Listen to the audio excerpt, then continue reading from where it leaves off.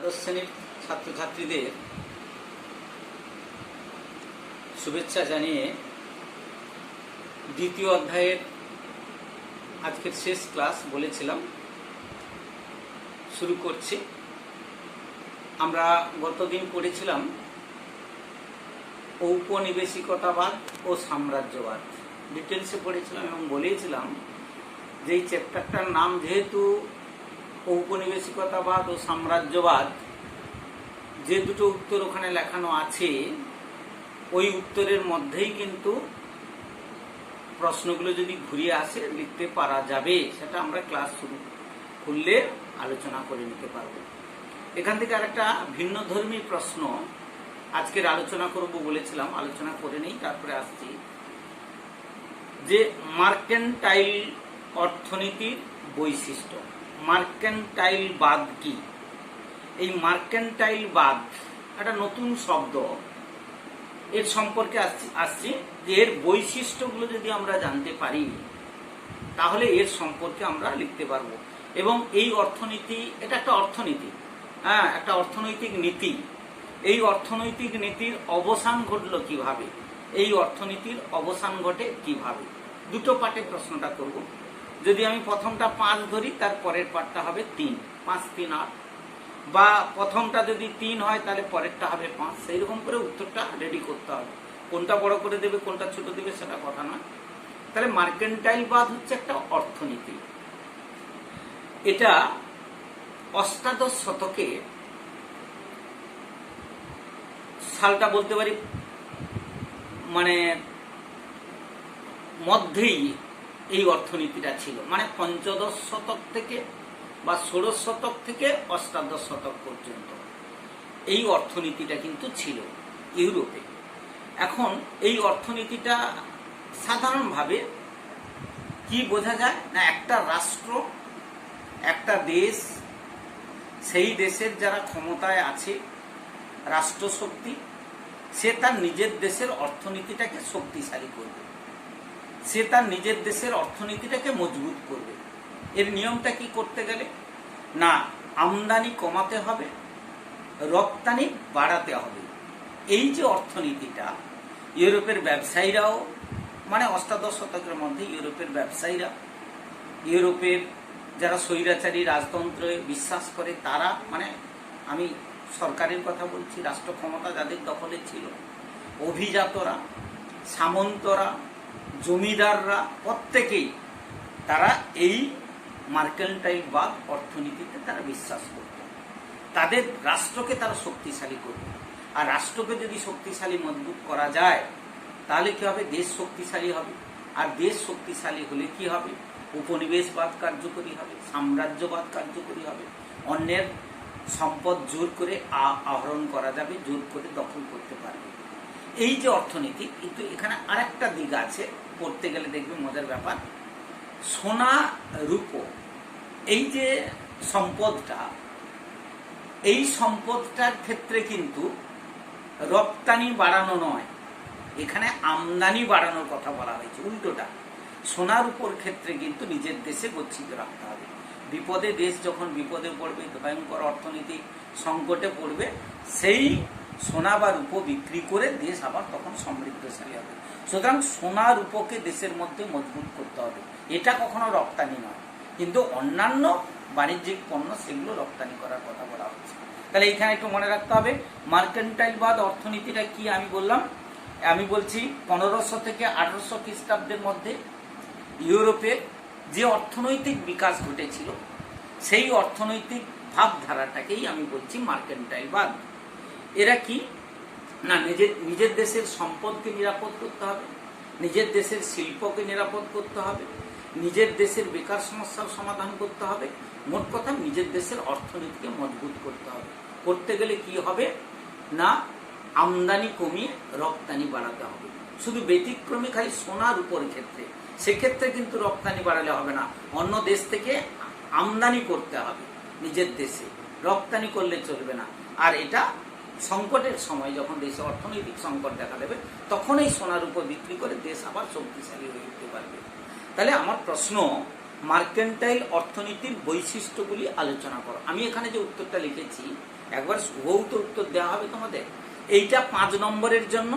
আর বাদবাকি যে পার্টটা কিভাবে এই অর্থনীতির অবসান ঘটে, এটা 3 নম্বরের জন্য। তাহলে 5 আর 3, যাই হোক আমরা এটা পড়ে নিই।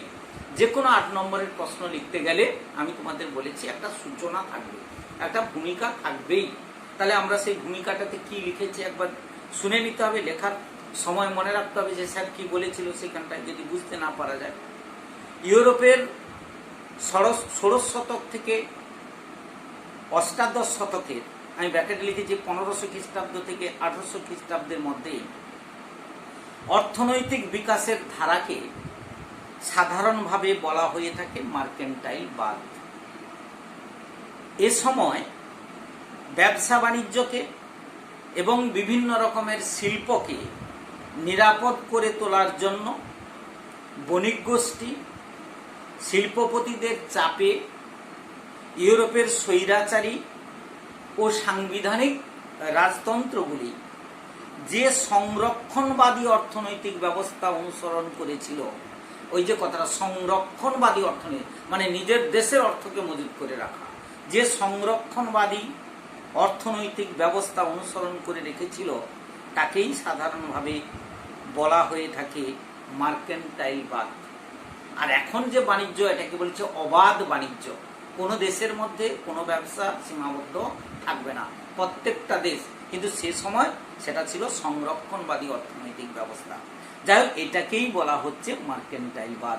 আমি আবার বলছি, ইউরোপে ষোড়শ শতক থেকে অষ্টাদশ শতকের অর্থাৎ 1500 থেকে 1800 খ্রিস্টাব্দের মধ্যে অর্থনৈতিক বিকাশের ধারাকে সাধারণভাবে বলা হয়ে থাকে মার্কেন্টাইলবাদ। আর একটু বড় করে বললে, এ সময় ব্যবসা বাণিজ্যকে এবং বিভিন্ন রকমের শিল্পকে নিরাপদ করে তোলার জন্য বণিক গোষ্ঠী ও শিল্পপতিদের চাপে ইউরোপের স্বৈরাচারী ও সাংবিধানিক রাজতন্ত্রগুলি যে সংরক্ষণবাদী অর্থনৈতিক ব্যবস্থা অনুসরণ করেছিল তাকেই সাধারণভাবে বলা হয়ে থাকে মার্কেন্টাইলবাদ। আমি একটা সংজ্ঞা দেওয়ার, সার্বিক সংজ্ঞা দেওয়ার চেষ্টা করলাম।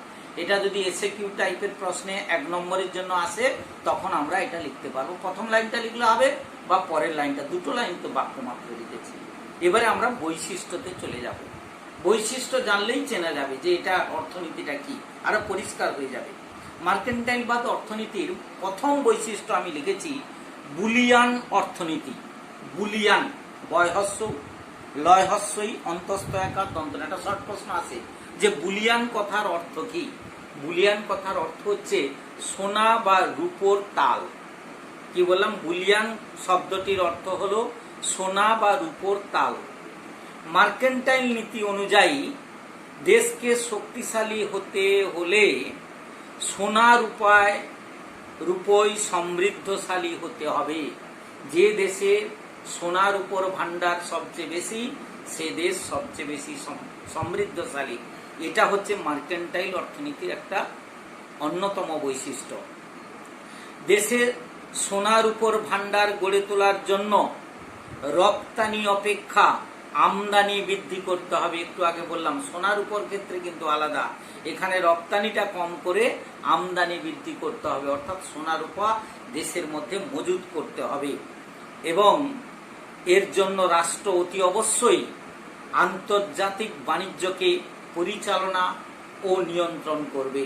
রাষ্ট্রের হাতে আন্তর্জাতিক বাণিজ্যের রাশ থাকবে। আন্তর্জাতিক বাণিজ্যকে পরিচালনা এবং নিয়ন্ত্রণ করবে রাষ্ট্র, তবেই সে দেশ সোনার উপর সংগ্রহ করতে পারবে।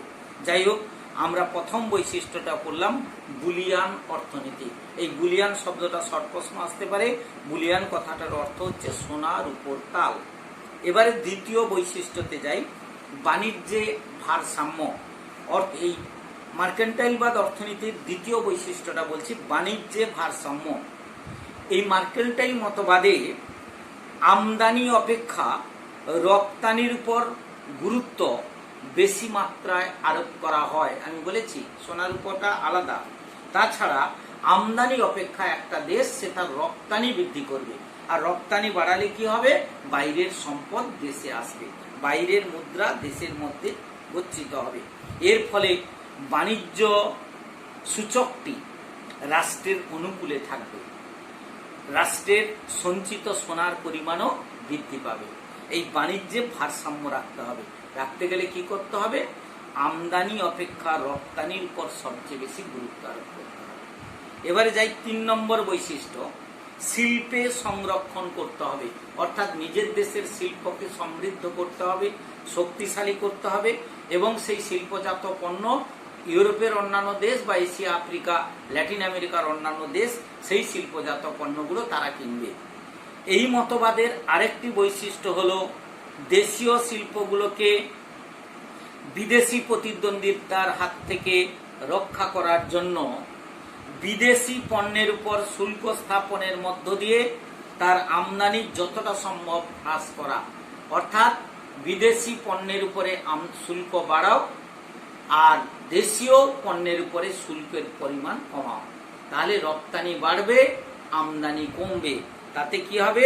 দেশের শিল্প সংরক্ষণ হবে, আমাদের দেশের শিল্প সংরক্ষিত হবে। 4 নম্বর বৈশিষ্ট্য কৃষির বাণিজ্যিকীকরণ। এই যে কোনো অর্থনীতিতে কৃষি একটা গুরুত্বপূর্ণ ভূমিকা নিতে পারে। কৃষিক্ষেত্রের সম্প্রসারণ ও বাণিজ্যিকীকরণকে উৎসাহিত করা হয়ে থাকে এই মতবাদে। আমি বললাম কি? কৃষিক্ষেত্রের সম্প্রসারণ অর্থাৎ সেই সকল কৃষিজ সম্পদ উৎপাদন করতে হবে দেশে যে সম্পদগুলো, যে কৃষিজ ফসলগুলো বাইরের দেশের চাহিদা আছে, সেই সম্পদের উৎপাদন বৃদ্ধি করতে হবে। কারণ কৃষিতে উৎপাদন বৃদ্ধি পেলে খাদ্যশস্যের আমদানি কম হবে, আর খাদ্যশস্যের আমদানি কম হলে ক্রমবর্ধমান শিল্পের জন্য পর্যাপ্ত কাঁচামালও পাওয়া যাবে। তাহলে কি করতে হবে? কৃষিতে উৎপাদন বৃদ্ধি পেলে খাদ্যশস্যের আমদানি কম হবে, পাশাপাশি ক্রমবর্ধমান শিল্পের জন্য পর্যাপ্ত কাঁচামালও পাওয়া যাবে। তাহলে আমরা বলছি কৃষির বাণিজ্যিকীকরণ করতে হবে। যা যে কোনো ফসল বা যে কোনো কৃষিজ ফসল উৎপাদন না করে যেগুলো বাণিজ্যিকভাবে বাইরের দেশে চাহিদা আছে, দেশের কলকারখানা চালাতে গেলে যে সকল ফসলের প্রয়োজন সেইগুলোর চাষবাসের উপর গুরুত্ব আরোপ করতে হবে। এবারে 5 নম্বর বৈশিষ্ট্যতে চলে যাই, উপনিবেশ প্রতিষ্ঠা করতে হবে। উপনিবেশবাদ পড়েছি যে একটা দেশ শক্তিশালী কখন বুঝবো? সে তার যখন উপনিবেশ তৈরি করছে, তার সে বাড়তি জনসংখ্যাকে উপনিবেশে পাঠিয়ে দিচ্ছে, সেখানে ব্যবসা বাণিজ্য করে প্রচুর মূলধন রোজগার করছে, তখনই বুঝবো সেই দেশ অর্থনৈতিক দিক থেকে শক্তিশালী হচ্ছে। এই মতবাদের আরেকটি বৈশিষ্ট্য হলো উপনিবেশ স্থাপন। মূলত শিল্প কলকারখানার জন্য কাঁচামাল সংগ্রহ আগে বলা হয়েছে এবং উদ্বৃত্ত শিল্পজাত পণ্য সামগ্রী অর্থাৎ দেশের প্রয়োজন যতটা, বাদবাকিটা উদ্বৃত্ত পণ্য সামগ্রী বিক্রির জন্য উপনিবেশ স্থাপন ছিল খুবই প্রয়োজনীয়। ওই যে বাজার দখল করতে হবে বিভিন্ন দেশে, আর বাজার দখল করলে কি হবে? নিজের প্রয়োজনটা মিটিয়ে বাড়তি শিল্পজাত পণ্যগুলো সেই বাজারে বিক্রি করে প্রচুর টাকা মুনাফা অর্জন করতে হবে। আর কি করতে হবে? শিল্পের জন্য কাঁচামাল সংগ্রহ করতে হবে, আর সেটা করতে গেলে উপনিবেশ প্রতিষ্ঠা করতে হবে। এটা আগেও আমরা পড়িয়েছি। তাহলে এই পয়েন্টটা খুব সহজ, এটা লিখতে হবে। তাদের কাছে উপনিবেশ বিস্তার ছিল শক্তি, মর্যাদা ও আর্থিক সমৃদ্ধির নামান্তর। ইউরোপের যে দেশ উপনিবেশ স্থাপন করতে পারবে সেই দেশের শক্তি বাড়বে, তার মর্যাদা বাড়বে, তার আর্থিক সমৃদ্ধিও বাড়বে। এটাই ছিল উপনিবেশ প্রতিষ্ঠা আর মার্কেন্টাইল অর্থনীতির একটা অন্যতম বৈশিষ্ট্য। আমরা আরেকটা বৈশিষ্ট্যের কথা বলবো, শিল্প ও বাণিজ্য প্রসারে রাষ্ট্রীয় উদ্যোগ। এ ব্যাপারে কিন্তু রাষ্ট্রকে গুরুত্বপূর্ণ ভূমিকা নিতে হবে। আমরা দেখেছি বিভিন্ন দেশ অর্থ খরচ করে তারা ভৌগোলিক আবিষ্কারে পাঠিয়েছে, তারা অর্থ খরচ করে যানবাহন তৈরি করে বিভিন্ন দেশে উপনিবেশ স্থাপন করেছে। এগুলো একটা রাষ্ট্রের কিন্তু একটা সদর্থক ভূমিকা থাকা দরকার। এই মতবাদে রাষ্ট্রকে শক্তিশালী করার জন্য অর্থনৈতিক ক্ষেত্রে স্বয়ং সম্পূর্ণতা অর্জনের উপর গুরুত্ব আরোপ করা হয়েছিল। অর্থাৎ যে দেশ অর্থনৈতিক দিক থেকে স্বয়ংসম্পূর্ণ হতে পারবে সেই দেশ কিন্তু এই উদ্যোগটা নিতে পারবে। এর জন্য কৃষি উৎপাদন বৃদ্ধি করতে হবে, এর জন্য রাষ্ট্রকে শিল্প স্থাপন করতে হবে, এর জন্য রাষ্ট্রকে ব্যবসা বাণিজ্যের প্রসারের উপর গুরুত্ব আরোপ করতে হবে। শুধু নিজের দেশ নিয়ে থাকলে হবে না, নিজের দেশের ব্যবসা বাণিজ্য নয়, বাইরের দেশের ব্যবসা বাণিজ্যের প্রসার ঘটাতে হবে, কৃষি উৎপাদন বেশি পরিমাণে বাড়াতে হবে, শিল্প কলকারখানা স্থাপন করতে হবে। এটা হচ্ছে মার্কেন্টাইল অর্থনীতির আরেকটি বৈশিষ্ট্য। আরেকটা বৈশিষ্ট্য বলি, শক্তিশালী নৌবহর গঠন। ওই যে উপনিবেশ স্থাপন করতে গেলে, সাম্রাজ্য বিস্তার করতে গেলে 7 সমুদ্র 13 নদী পেরিয়ে তাকে উপনিবেশ দখল করতে হবে, সেক্ষেত্রে তাকে কিন্তু নৌবাহিনীকে শক্তিশালী করতে হবে।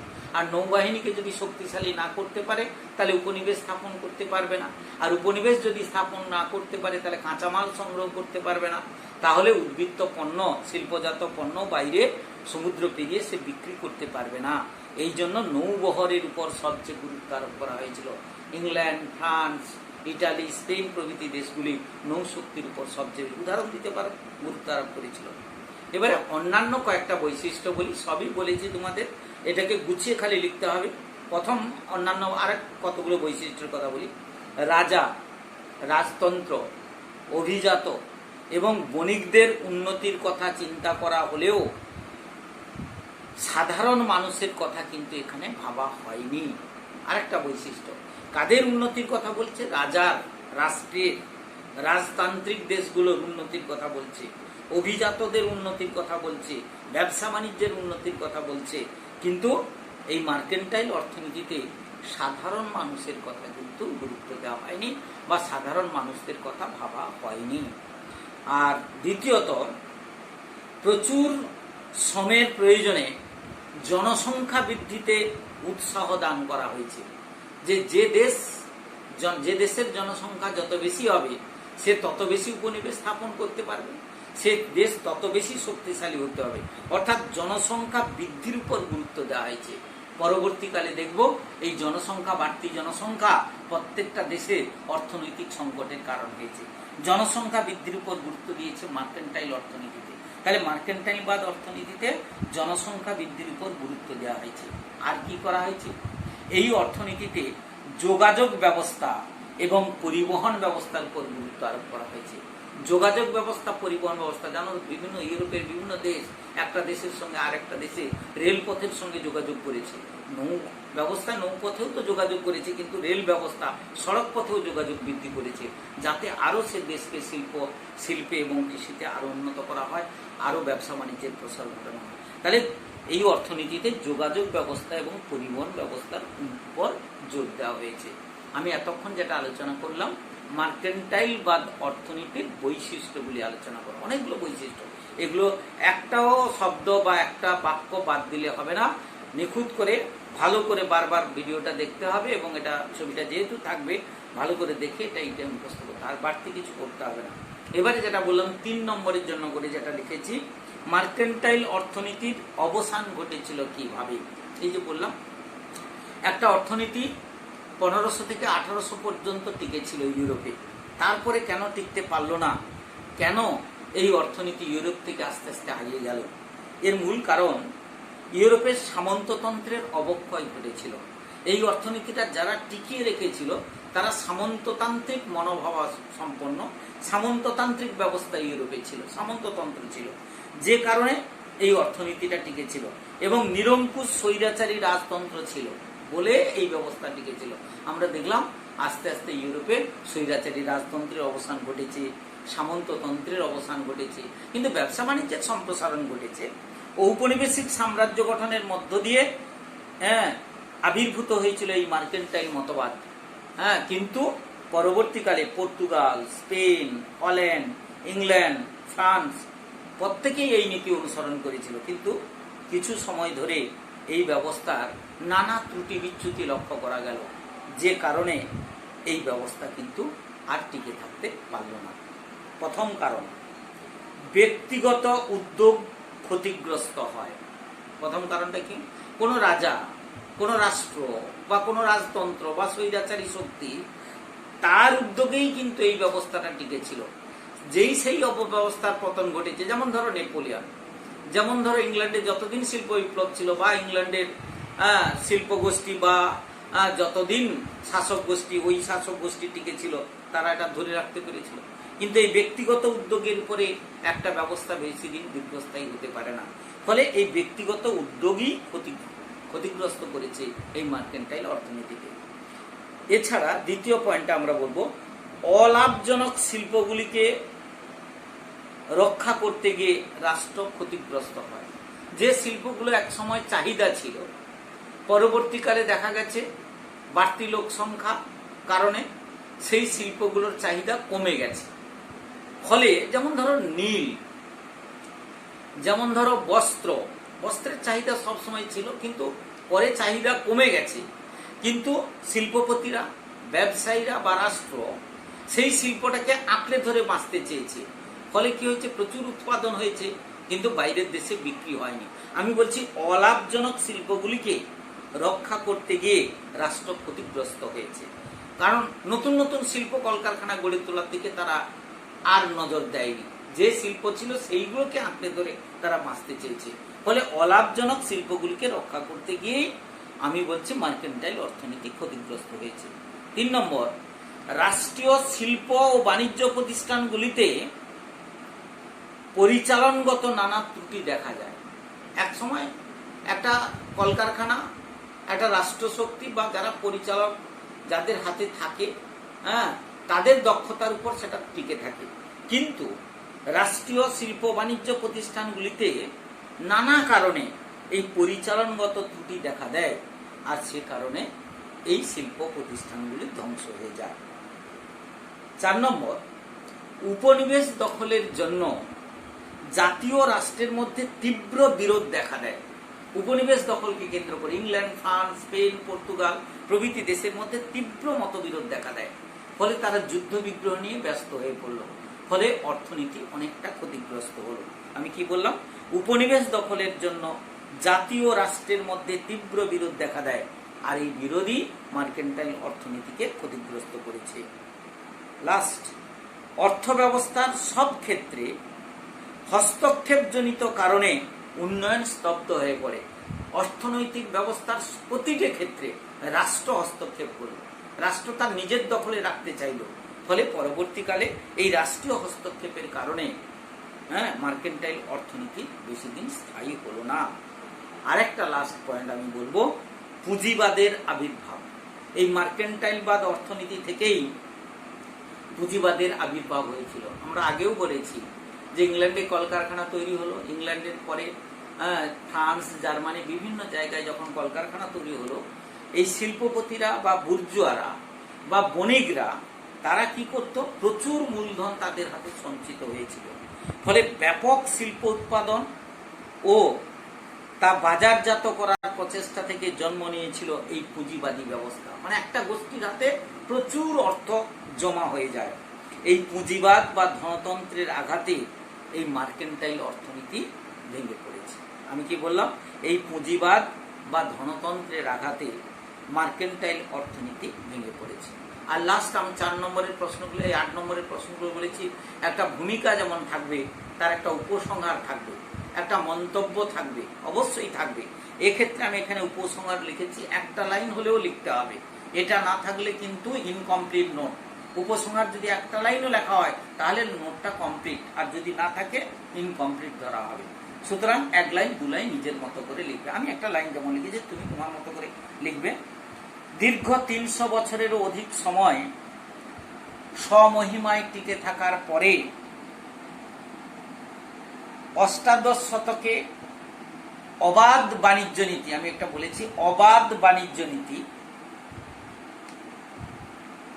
এই মার্কেন্টাইল অর্থনীতিকে ধ্বংস করে দেয়। অবাধ বাণিজ্য নীতি একটা নতুন মডেল হিসেবে উঠে আসে, যে কারণে এই মার্কেন্টাইলবাদ তার গুরুত্ব হারিয়ে ফেলে, যার ফলে এর অবসান ঘটে। আমি কি বলেছি, দীর্ঘ 300 বছরেরও অধিক সময় স্বমহিমায় টিকে থাকার পর অষ্টাদশ শতকে অবাধ বাণিজ্য নীতি নতুন মডেল হিসেবে যখন উঠে আসলো ইউরোপে অর্থনীতিতে, তখন মার্কেন্টাইলবাদ তার গুরুত্ব হারিয়ে ফেলে, ফলে তার অবসান ঘটে। আমি এটা লিখে উপসংহারটা শেষ করেছি। এবার তোমার বলেছি যে আর কোনো প্রশ্ন, বড় প্রশ্ন আপাতত করবো না, খালি রিডিংটা তোমাদের পড়তে হবে। কিন্তু অনুশীলনীতে যত শর্ট প্রশ্ন আছে বা গুরুত্বপূর্ণ তথ্য, আমি প্রথম অধ্যায়ে যেমন বলে দিয়েছি, গুরুত্বপূর্ণ তথ্যগুলোতে যত এমসিকিউ প্রশ্ন আছে সব প্র্যাকটিস করবে, যেটা পারবে না আমার জন্য রেখে দেবে।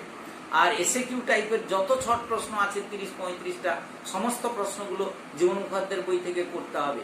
আর বড় প্রশ্ন যতগুলো দেওয়া আছে চোখ বন্ধ করে এই দুটো প্রশ্ন করবে, বাদ বাকি কি করবে না করবে সেটা স্কুল খুললে আমি বলে দেবো। আপাতত এই দুটো প্রশ্ন মুখস্থ করতে হবে এবং শর্ট প্রশ্নগুলো প্র্যাকটিস করতে হবে।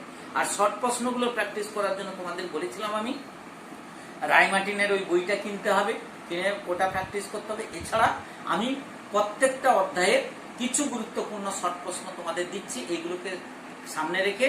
আর বাদ বাকি শর্ট প্রশ্নগুলো তোমরা টেক্সট বই রিডিং করলে, অনুশীলনী করলে সব শর্ট প্রশ্নই করতে পারবে। আমি এমসিকিউর মতো করে আমি গোটা 20 প্রশ্ন তোমাদের জন্য লিখেছি, সেগুলো বলে দিচ্ছি, এগুলো পাঠিয়ে দেবো তোমাদের মোবাইলে। প্রথম প্রশ্ন, imperialism the highest stage of capitalism, এই গ্রন্থটির রচয়িতা কে? এই গ্রন্থটির রচয়িতা হলো Lenin. Imperialism the highest stage of capitalism, এই বিখ্যাত গ্রন্থটির রচয়িতা হচ্ছে লেনিন। এখানে 4 জনের নাম দেওয়া থাকবে, তুমি জানো, যদি জানো যে এর উত্তর হচ্ছে লেনিন, তাহলে তুমি অনায়াসে লিখতে পারবে, তার প্র্যাকটিস করতে হবে। আরেকটা, ইম্পেরিয়ালিজম এ স্টাডি, এই গ্রন্থটির রচয়িতা কে? এই দুটো পরপর, এই গ্রন্থটির রচয়িতা হচ্ছে হবসন।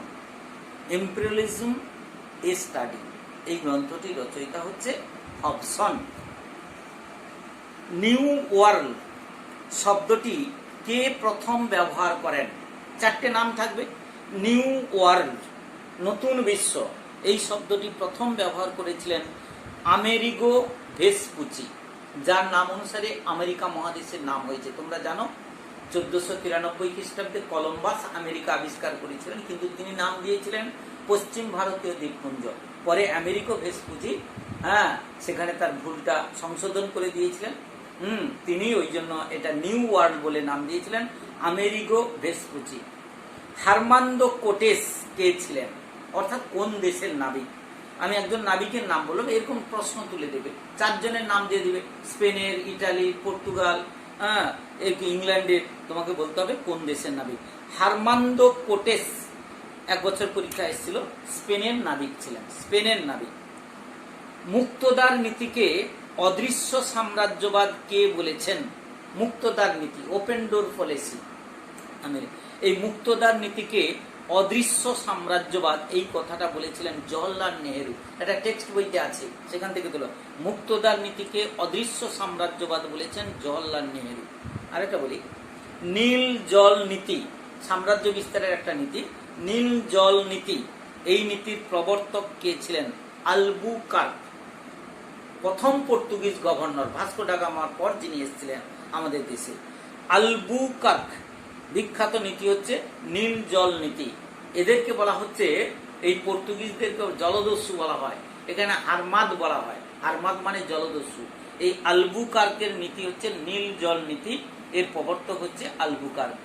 পর্তুগিজরা কাকে ব্ল্যাক গোল্ড বলতো? পর্তুগিজরা ব্ল্যাক গোল্ড বলতো গোলমরিচকে। ইউরোপের বাজারে প্রচুর চাহিদা ছিল গোলমরিচের। আলজেরিয়া কোন দেশের উপনিবেশ ছিল? আলজেরিয়া হচ্ছে ফ্রান্সের উপনিবেশ ছিল। আলজেরিয়া কোন দেশের উপনিবেশ ছিল? আমি যেভাবে টাইপের প্রশ্নগুলো করছি, এই প্রশ্নগুলো সব কোশ্চেন অ্যান্সার বইতে পাবে। আলজেরিয়া কোন দেশের উপনিবেশ ছিল? আলজেরিয়া ফ্রান্সের উপনিবেশ ছিল। ওয়েল্ড পলিটিক, এই নীতির প্রবক্তা কে ছিলেন? ওয়েল্ড পলিটিক, প্রথম বিশ্বযুদ্ধের শুরুতে এই নীতির প্রবক্তা ছিলেন কাইজার দ্বিতীয় উইলিয়াম, জার্মানির সম্রাট কাইজার দ্বিতীয় উইলিয়াম। প্রথম বিশ্বযুদ্ধের জন্য যাকে দায়ী করা হয় তিনি হচ্ছেন কাইজার দ্বিতীয় উইলিয়াম, ওয়েল্ড পলিটিক নীতির প্রবক্তা ছিলেন। আরেকটা, রিয়েল পলিটিক নীতির প্রবক্তা কে? দেখো, দুটো পাশাপাশি রেখেছি বোঝার সুবিধার জন্য। রিয়েল, REAL, রিয়েল পলিটিক নীতির প্রবক্তা ছিলেন অটো ভন বিসমার্ক, এও জার্মানি, যিনি জার্মানিকে ঐক্যবদ্ধ করেছিলেন। রিয়েল পলিটিক নীতির প্রবক্তা হচ্ছে অটো ভন বিসমার্ক, আর ওয়েল্ড পলিটিক নীতির প্রবক্তা হচ্ছে কাইজার দ্বিতীয় উইলিয়াম। এই বিসমার্ককে সরিয়ে দিয়ে কাইজার দ্বিতীয় উইলিয়াম সর্বোচ্চ ক্ষমতা দখল করেছিলেন। সগৌলির সন্ধি স্বাক্ষরিত হয়েছিল কত খ্রিস্টাব্দে? প্রায় পরীক্ষায় আসে সগৌলির সন্ধি 1816 খ্রিস্টাব্দে। ইয়ান্দাবুর সন্ধি স্বাক্ষরিত হয়, সব টেক্সট বইতে আছে, এগুলো দাগ দিলাম, ওইগুলো পড়ে নিতে হবে আরেকবার। ইয়ান্দাবুর সন্ধি স্বাক্ষরিত হয় 1826 খ্রিস্টাব্দে। এই দুটো পরীক্ষায় আসে, ম্যাথস কস্তম্ভ খস্তম্ভ দেওয়া থাকে। সগৌলির সন্ধি, ইয়ান্দাবুর সন্ধি। দ্বিতীয় লিওপোল্ড কে ছিলেন? দ্বিতীয় লিওপোল্ড ছিলেন বেলজিয়ামের রাজা, পরীক্ষায় আসে, এক বছর এসছে। দ্বিতীয় লিওপোল্ড কে ছিলেন? বেলজিয়ামের রাজা।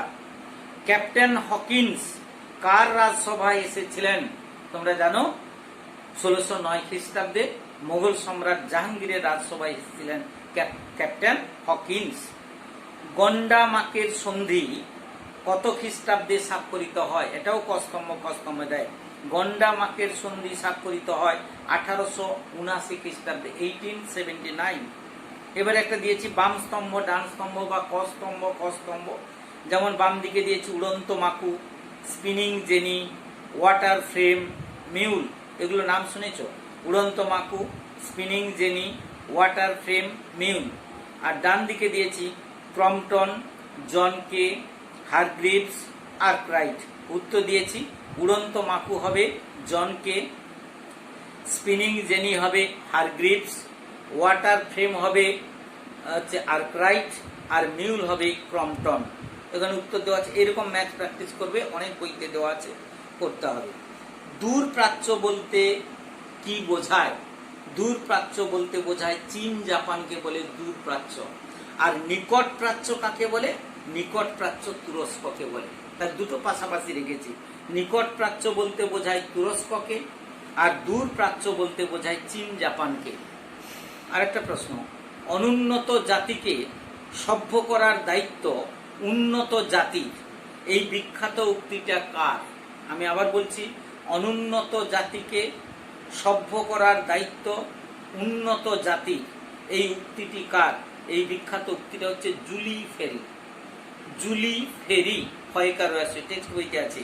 উন্নত জাতিকে সভ্য করার দায়িত্ব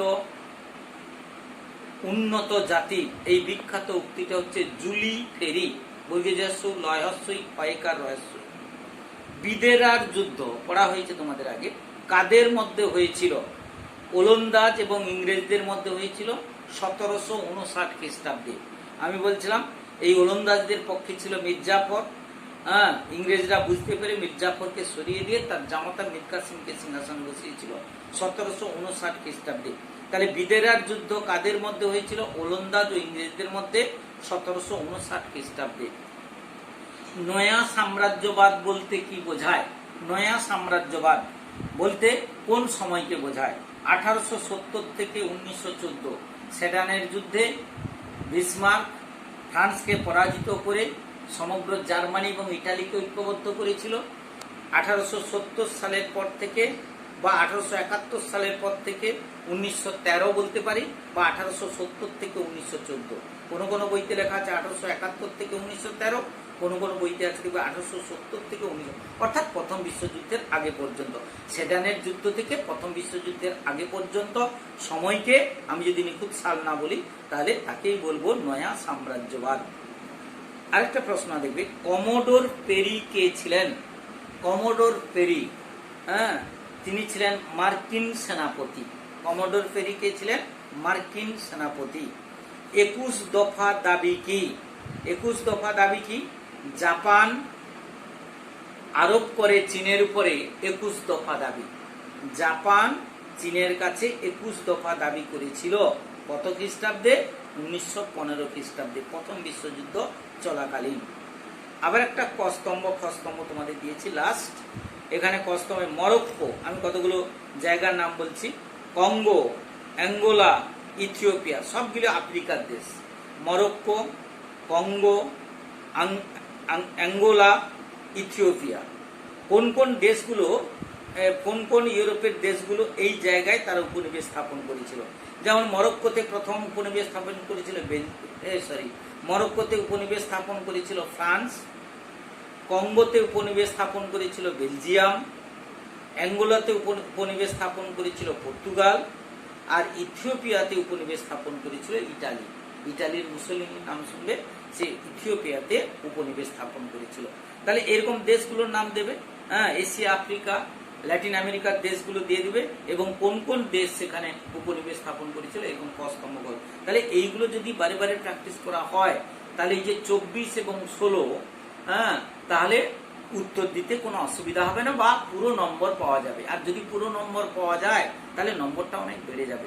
তোমাদের একটা কথা বলি যে দ্বিতীয় অধ্যায় পড়া হচ্ছে, যারা জানতে পেরেছো বা এটা ভিডিও দেখছো, পাশাপাশি অন্যরা যারা জানতে পারেনি একটু খোঁজ খবর নিয়ে তাদেরকে জানিয়ে দেওয়ার দায়িত্ব কিন্তু তোমাদের। কারণ পড়া একেবারেই হয়ে যাচ্ছে, কারণ একেবারে লিখে দিচ্ছি আমি এইগুলো।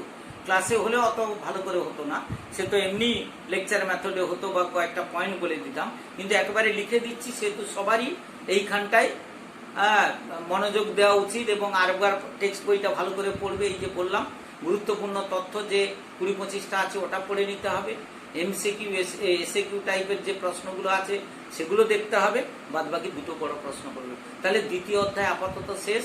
আমি মনে করি যে আরো বন্ধু বান্ধবকে জানিয়ে দাও যাতে সবাই এটা অংশগ্রহণ করতে পারে। আর আমি এই ছবিটা পাঠিয়ে দিচ্ছি, লেখাটা একবারে তোমরা এটা দেখে দেখে সুন্দর করে লিখবে যাতে বানানটা ভুল না হয়। আর পরিষ্কার পরিচ্ছন্ন করে একবারে ভালো খাতায় লিখে রাখবে। স্কুল খুললে আমি জিজ্ঞাসা করবো যে এগুলো হয়ে আছে কিনা।